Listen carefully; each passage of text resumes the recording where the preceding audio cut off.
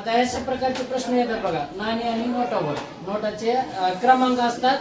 हे आपल्या MTS मध्ये आलेला प्रश्न आहे. एका 500 रुपयाच्या नोटाच्या बंडल मध्ये काय त्याचा क्रमांक आहे 32,501 ते 32,535.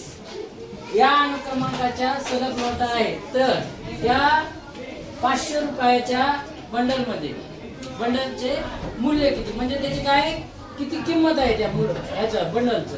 आता असा प्रश्न सोडवताना काय करायचं, हा क्रमांक दिसतोय ना, अगोदर क्रमांक बघायचा. जो मोठा क्रमांकाचा आहे नोटाचा क्रमांक तो वरती लिहायचा. आपल्याला इथं वजाबाकी करायची.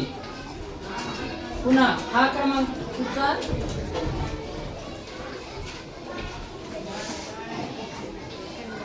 यामधून काय करायचा मायनस करायचा.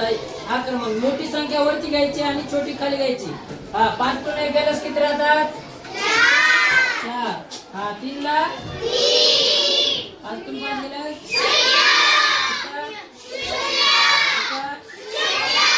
आता किती आलं उत्तर 34. 34 मध्ये काय करायचं, एक काय करायचं प्लस करायचं, ऍड करायचं, बेरीज करायची. एक प्लस केलं किती आलं उत्तर 30.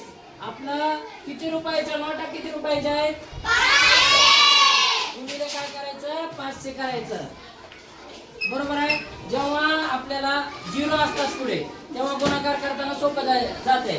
बघा 5 किती 25 ला आता किती आले 2. 5 त्रिक 15 2 17.